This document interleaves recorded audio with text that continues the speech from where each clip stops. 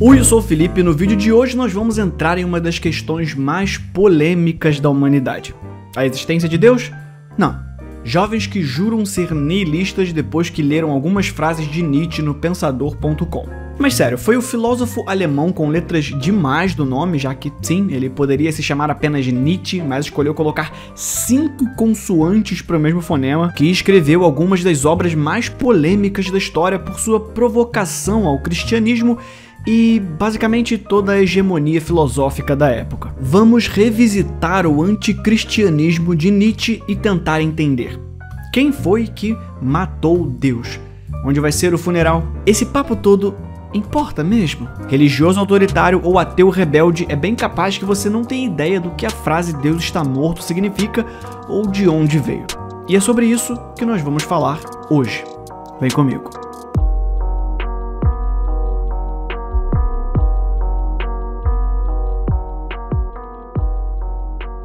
Deus está morto e eu o matei, disse Nietzsche, pouco antes de virar um corpo seco e morrer pedindo perdão no manicômio. E então, Deus matou Nietzsche. Exceto que, não foi bem assim.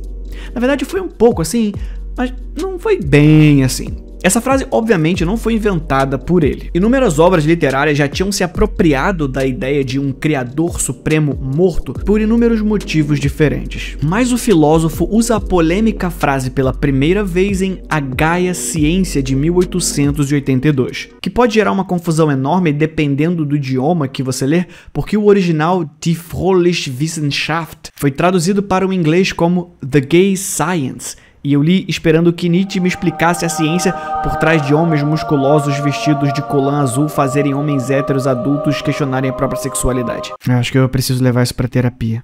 Obviamente, quando Nietzsche volta para esse assunto algum tempo depois, você entende com mais clareza o que ele está querendo dizer. Mas já na primeira menção fica óbvio que Deus está morto é muito mais do que um manifesto ateísta. Na seção 108 de A Gaia Ciência, lemos: Deus está morto. Deus continua morto e nós o matamos. Como devemos nos confortar, os assassinos de todos os assassinos? O que era mais sagrado e mais poderoso de tudo que o mundo já possuiu, sangrou até a morte sob nossas facas. Quem limpará esse sangue de nós? Que água há para nos limparmos? Que festivais de expiação, que jogos sagrados teremos de inventar? A grandeza deste feito não é grande demais para nós? Nós mesmos não devemos nos tornar deuses, simplesmente para parecer dignos disso? É preciso se atentar às camadas do que Nietzsche diz. Na superfície, estamos falando sobre a morte de deuses. Mergulhe um pouco mais e começamos a falar sobre o processo de maturação de uma espécie. Que destino espera um povo que mata o seu criador, o motivo da sua existência? A frase Deus está morto ganhou fama mesmo através de Assim Falou Zaratustra, outro livro do filósofo. E eu sei que pode parecer uma viagem de ácido, principalmente quando alguém te disser que esse é um dos livros mais importantes da filosofia e tal, mas confia em mim que vai valer a pena. O personagem principal, que leva o nome do herói mítico do zoroastrismo, primeira religião a incorporar elementos de monoteísmo, abandonou sua terra natal aos 30 anos e partiu para uma montanha onde ficou lá de rolé por uns 10 anos. Ele vivia feliz com seus 2 parças, a serpente e a águia. Um dia ele olhou pro sol, provavelmente depois de mastigar um toroço de peiote, e resolveu conversar com aquela bolona de fogo. Ele falou: qual é, sol? Tá feliz por quê? Ah, claro, né? Tu tá em cima, tá iluminando todo mundo, maneiro. Vou descer a montanha para iluminar essa rapaziadinha burra lá de baixo, falou? Assim, ele desceu e foi pra floresta. Na floresta, ele encontrou um santo que falou: tá de boa aqui, louvando a Deus. E Zaratustra falou: maluco perdidão, não sabe que Deus tá morto. Fecha aspas. Sim, foi exatamente assim que Nietzsche escreveu. Pode verificar, eu citei palavra por palavra. Mas falando sério, é aqui que a história de Deus estar morto começa a fazer sentido. Porque dentro dessa ficção repleta de alegorias, que nós temos mais sobre qual é o ponto que Nietzsche está defendendo. Quando Nietzsche fala Deus está morto, ele não está falando que o ateu está correto. Tampouco está dizendo que o Hércules deveria assediar moralmente um estudante porque ele tirou tudo de mim. Eu ainda não superei esse filme, é uma das piores coisas que eu já vi na vida. O que importa aqui é que a existência real de Deus não era um tema que interessava muito ao Nietzsche. O que importava eram as partes de Deus que estavam inegavelmente entre nós. os valores cristãos. E essa visão de oposição ao ideal cristão de moral vai ficar mais claro em O Anticristo, que por mais que compartilhe a terminologia com o vilão máximo dos textos bíblicos, não carrega o mesmo significado do personagem que o pessoal aí, cérebro de penico, fica procurando em Pix, vacina, o Papa e até o Super-Homem. Sério. Em 2013, a Warner Bros. Teve a ideia genial de criar trailers específicos para divulgar o Homem de Aço para um público cristão, colocando o herói em inúmeros paralelos messiânicos com Jesus Cristo. Obviamente isso não pegou bem e o pessoal rejeitou fortemente. Rejeitou tanto que fizeram campanha contra o filme. Aí o pessoal conspiracionista adicionou que os criadores do Superman eram judeus. Sim, os judeus que foram responsáveis pela morte de Jesus. Minha nossa, isso claramente não é antissemitismo, Felipe. Me deixa ter a minha liberdade de expressão. Para eles, o filme era claramente um jeito de forçar o povo de Deus a aceitar um meio homem, meio alien como o Filho de Deus. Como se fosse difícil aceitar um cara desse nível como algo divino. Não, é sério, eu preciso realmente resolver isso. Mas a gente volta nisso depois, eu juro que vai ser importante. Antes, deixa eu te falar sobre o verdadeiro anticristo.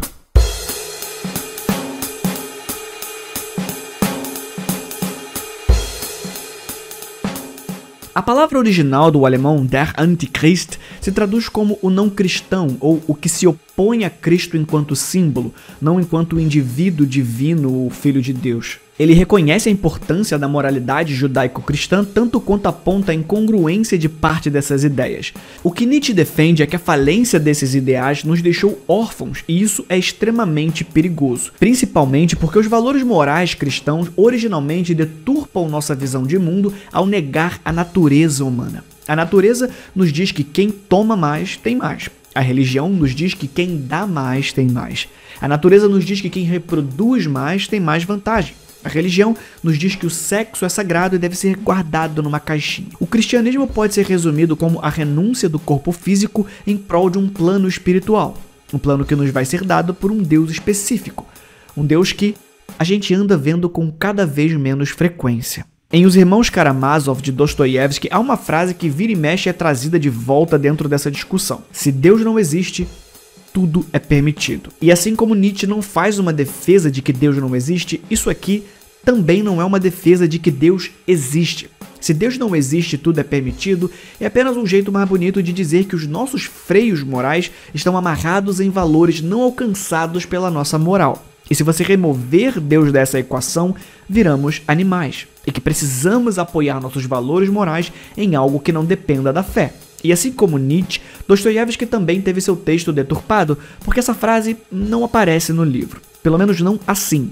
O que aparece é um diálogo entre dois personagens que tem mais ou menos esse sentido. Resumindo, de Deus emana a moral. Eu não posso matar, roubar ou estuprar simplesmente porque Papai do Céu fica triste. E quando o Papai do Céu fica triste, as coisas não acabam bem.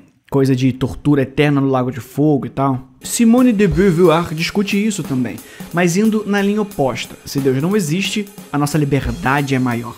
E com ela, a nossa responsabilidade. Nós ficamos responsáveis por fazer a moral valer. O que a Simone provavelmente deixou de lado quando ela assinou um documento que defendia o direito de transar com menores de 14 anos, mas essa polêmica vai ficar de lado por hoje. Se a figura divina for uma invenção, nós a usamos também como freio, uma vez que não há punição final e objetiva de verdade para os nossos atos. A moral passa a ser uma sugestão em vez de uma regra. Quando você remove Cristo do cristianismo, o que sobra é essa lacuna moral extremamente perigosa. Os nossos valores e desejos passam a ser depositados nesse vazio, um grande nada. E nada, em latim, é nihil. E é daí que vem o niilismo. Dois fatos importantes. Primeiro, Nietzsche não inventou o niilismo. Dá pra você puxar a origem do conceito lá em Buda meio milênio antes de Cristo. E a palavra surge com outro alemão, outro Friedrich, mas dessa vez Friedrich Heinrich Jacobi. O termo era usado como uma cutucada no racionalismo, doutrina que enxerga a razão como o piloto do conhecimento. E segundo e mais importante, Nietzsche não era um defensor do niilismo. E se você leu a obra dele, você provavelmente entende a importância dessa rejeição. Nietzsche é tão nihilista quanto Karl Marx é capitalista. Identificar um fenômeno e descrevê-lo não é o mesmo que defendê-lo. Pode parecer doideiro ouvir isso se você já esbarrou com um fã-clube do Boquita com Franja na internet, que consiste de jovens que vestem preto e postam memes de suicídio quando a mãe não compra skin pro bonequinho dele. E esse é provavelmente o momento que você tá falando. Peraí, então esse bigodudo incel tá dizendo que eu não posso apoiar os meus valores morais no Deus cristão. Mas ele também tá dizendo que o Deus cristão é tipo o modo default dessa nossa simulação chamada realidade. E que se eu tiro o Deus cristão da jogada, fica só o nada. E que eu também não deveria aceitar o nada. Eu deveria fazer o que então? Você deveria pedir para ser gostoso como o Henry Cavill. É sério, eu preciso mesmo resolver isso, cara. Em outras palavras, você precisa se tornar um super-homem.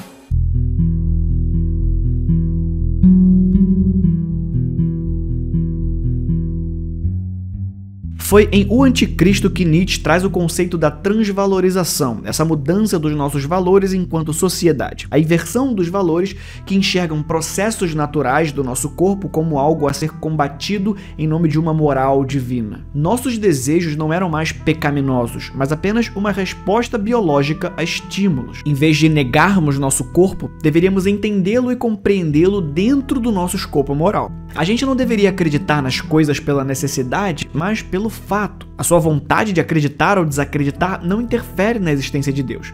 Ou ele existe, ou ele não existe. E se ele não existir, ainda que você acredite, você vai ser empurrado para esse vazioísmo. O niilismo é basicamente a desconstrução do sentido. E é de volta lá na história maluca do Zaratustra que Nietzsche vai nos apresentar esse super-homem capaz de derrotar o seu arqui-inimigo, o vazio existencial, e seu capanga, depressão com tendências suicidas. Através do profeta conhecemos o Übermensch. Nietzsche não acreditava em fenômenos morais, mas na interpretação moral dos fenômenos. Roubar não é errado. Nós consideramos errado roubar. E o super-homem seria capaz de reinterpretar todos os seus valores morais ao ponto de criar o seu próprio sistema que condiga com a sua realidade. O que nós acostumamos traduzir como super-homem deve ser entendido como além do homem ou acima do homem. O prefixo uber aqui vem no contexto de algo que transcende, porque esse homem transcendental não mede os passos contando com os freios que lhe foram dados. O homem que transcende não é maior que nós, homens comuns. Ele só é depois, porque nossos valores morais são diferentes. O Übermensch encara nossos valores como nós encaramos os valores dos macacos. Se os valores cristãos ameaçam o homem com o sofrimento em troca desse apego à rejeição do desejo, Nietzsche sugere que você abrace o sofrimento como parte da sua experiência de existir.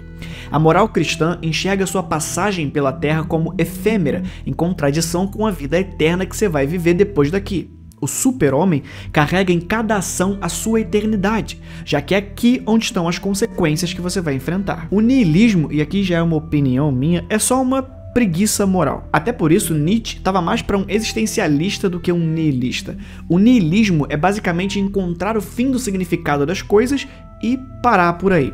É olhar para o lugar onde Deus estava e se recusar a olhar em outra direção. É somente o super-homem capaz de sobreviver à morte de Deus. Nós não matamos Deus com armas humanas, mas através da ciência e da secularização. O iluminismo tornou cada vez mais difícil acreditar que o homem veio do barro, que um cara encheu um barco de bicho, que uma jumenta falou, que Deus puniu um povo com hemorroidas e a única forma de acalmar Deus era fazer hemorroidas de ouro e dar pra ele. E é sério, eu juro por tudo que isso tá na Bíblia, é 1 Samuel capítulo 6. E de fato, a única forma das religiões se sustentarem hoje é através da adaptação. E como o Avatar, o último mestre do ar dirigido pelo Shyamalan pode nos provar, toda tentativa de adaptação faz você perder informações e pode gerar uma versão piorada de uma das maiores obras de ficção da história. Pegou essa? Mas sério, o que eu tô querendo dizer aqui é que por mais que você aceite o processo de adaptação, ele inclui arrancar pedacinhos até o eventual desaparecimento total de Deus enquanto símbolo. Goste do Nietzsche ou não, não dá pra negar que a religião, que já foi a regra pouco tempo atrás, hoje é meramente um acessório. Ninguém acorda e vai dormir pensando se rompeu alguma regra bíblica, porque afinal, ninguém mais lê a Bíblia.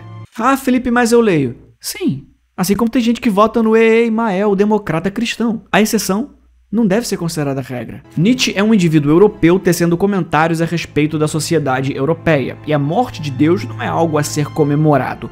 O tom que Nietzsche usa é sempre de desespero e lamento. Uma vez que Deus está morto, e mais uma vez por Deus estamos falando dos valores morais que as religiões, em especial o cristianismo, carregam, o que resta para nós? No lugar de Deus está morto, ele poderia muito bem dizer que o pilar moral que sustenta a nossa civilização está ruindo e precisamos usar um cimento mais forte.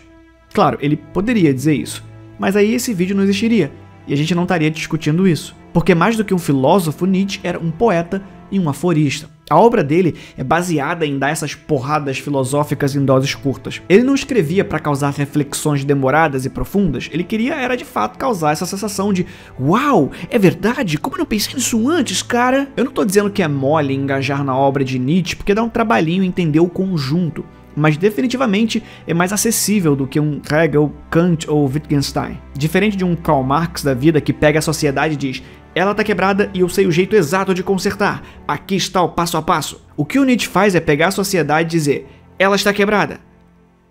E é isso, gente. A gente vê na próxima. Ele aponta um destino no super-homem, no Übermensch, mas não tem um projeto sólido para solucionar os problemas que ele aponta em suas obras. O homem aqui, nesse super-homem, não é um indivíduo, mas uma super-humanidade. É a aplicação do conceito de evolução à metafísica, de certa forma. O contexto em que Nietzsche escreve A Gaia Ciência é bem depois de ler A Evolução das Espécies de Charles Darwin, que tinha acabado de ser lançado. As ideias dele perduram até hoje, mas é preciso ter o máximo de contexto possível para entender qual era o ponto.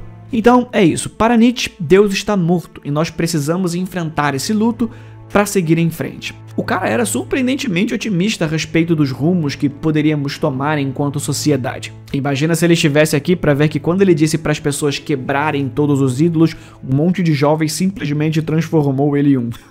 Acho que ele ia ficar maluco. Tá, chega de piadas de mau gosto, a gente se vê no próximo vídeo. Fui.